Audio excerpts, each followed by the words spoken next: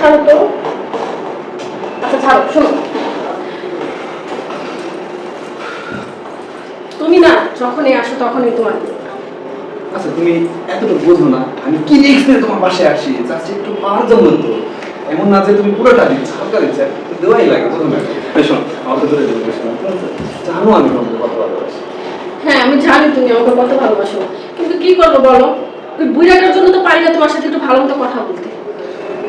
আমার এই একটাই প্রশ্ন, আচ্ছা আমি যে তোমার বাসায় আছি বুড়ের কোনো সমস্যা নেই? তুমি যে কি বলো না, ওই নেশাখোর দেখলে আমার কি সমস্যা হবে? আর ওরা তো আমার একটুও ভালো লাগে না। আমার বাবা মা যে কি দেখে ওর কাছে আমার বিয়ে দিছে জানো তুমি, আমার জীবনটা পুরো নষ্ট হয়ে করে দিছে।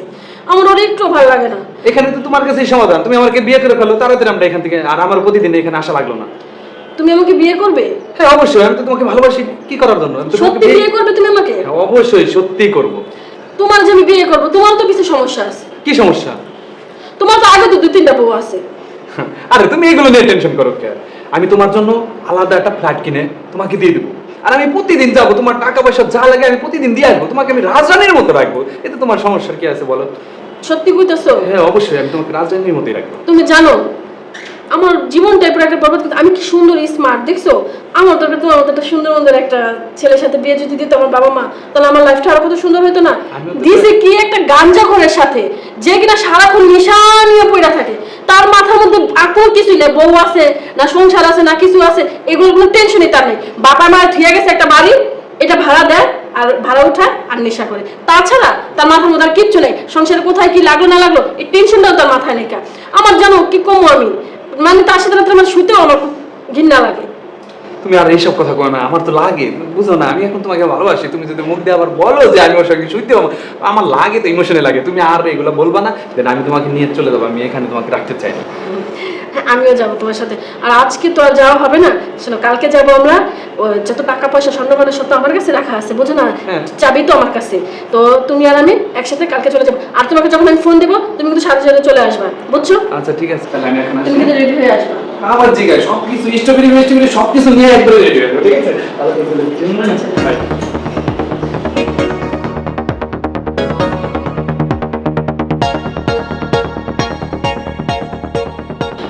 সব ঠিকঠাক আছে তো? সব ঠিকঠাক আছে, এটার মধ্যে যত টাকা পয়সা গহনা নিছি এটার মধ্যে বসো তো। হ্যাঁ দেখো তুমি কি ভালো, যা ছিল সব নিছি। আচ্ছা চলো। ঠিক আছে, দেরি করার দরকার নেই, তাড়াতাড়ি যাই। হ্যাঁ ওটা চলে দাঁড়াও দাও, আরে তাড়াহুড়া কি আছে?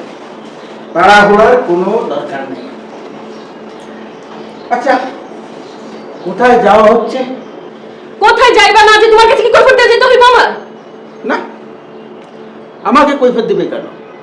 আরে আমি তো একজন নেশাখোর মদদি, আমাকে কৈফিয়ত দেওয়ার কোনো দরকার নেই।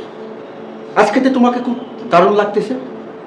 আমাকে দারুণ লাগুক না কেমন লাগুক এটা তো তোমার দেখার বিষয় না। তুমি কেন এত কথা বলতেছো, আর আমার যাওয়ার কথা তুমি বাধা দিতেছো কেন? আমি বাধা দিতেছি? আরে আমি তো তোমার স্বামী, আমার হক আছে, আমার হক আছে তোমাকে বাধা দেওয়ার। ইস স্বামী, এখন স্বামীগিরি দেখাইতে এসে দিনের পর দিন মদ খায়া নেশা করে ঘরের মধ্যে পড়ে থাকো। আমি যে তোমার একটা বউ, কোনো দায়িত্ব আছে তোমার? দায়িত্ব? কোন দায়িত্বের কথা বলছো তুমি? পর পুরুষ নিয়ে আমার বেডরুমের ভিতরে আনন্দ আয়েশ করবে আর আমি সেটা বসে বসে পাহারা দেব, সেই দায়িত্বের কথা বলছো? তুমি কি দেখছো পর পুরুষ নিয়ে তোমার বেডের মধ্যে আমি রং তামাশা করছি? দেখো বাজে কথা বলবো না কিন্তু তুমি, তোমার অনেক কথা শুনছি, এখন আর তোমার কথা ভালো লাগে না। আমি যাবো, আমার পথের মধ্যে কিন্তু তুমি বাধা হয়ে দাঁড়াবে না। ওরে বাবারে, সতী নারী!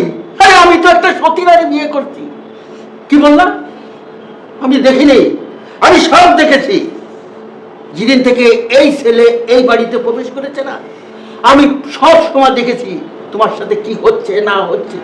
আমি কিচ্ছু বলিনি। তোমাকে কেন বলিনি জানো? তোমার বাবা আমার হাত ধরে কথা দিয়েছিল, আমার মেয়ের মা নেই, ওর মা ছোটবেলা মারা গেছিল। উনি কখনো আমি দুঃখ কষ্ট বুঝতে দিইনি, কোনো দুঃখ কষ্ট দিইনি। আমার মাথায় হাত রেখে কসম করো যে আমার মেয়েকে কখনো কষ্ট দিবে না। হ্যাঁ আমি কসম খেয়েছিলাম, আমি বলেছিলাম আমার জীবন থাকতে আপনার মেয়েকে কখনো কষ্ট দেব না, সুখে শান্তিতে রাখবো। হয়তো সেটা আমি পারিনি। আমি চেষ্টা করেছি তোমাকে সুখে শান্তিতে রাখতে, কিন্তু আমি ব্যর্থ। আমার নিজের কাছে নিজেকে মনে হচ্ছে আমি ব্যর্থ। না হলে তুমি আমার স্ত্রী হয়ে একটা পর পুরুষের সঙ্গে তুমি বাড়ির থেকে বেরিয়ে যেতে পারো? পারো না, পারো না। তুমি আমাকে ভালোবাসতে মনে প্রাণে, কিন্তু আমি বাসি, আমি এখনো তোমাকে ভালোবাসি, মনে প্রাণে ভালোবাসি। সেটা তুমি বোঝার চেষ্টা করোনি, করোনি কখনো। কোথায় উঠবা, কোথায় থাকবা একবার চিন্তা করেছো? এই আরামে আস, এই ঘর বাড়ি এগুলা রেখে থাকতে পারবা তুমি? পারবা বলো? পারবা না, পারবা না সেটা। কেননা তুমি কখনো তোমাকে কষ্ট দিইনি আমি। জানো, আমি ব্যাংকের থেকে টাকা উঠিয়ে এনেছি আজকে। এই নাও, এই যে এখানে 5 লক্ষ টাকা আছে। আরে নাও, এই টাকাটা তোমাদের কাজে লাগবে। জীবনে বাঁচতে হলে তো একটা বাড়ি লাগবে, একটা বাসা ভাড়া নেওয়া লাগবে। নাও, নাও টাকাটা ধরো।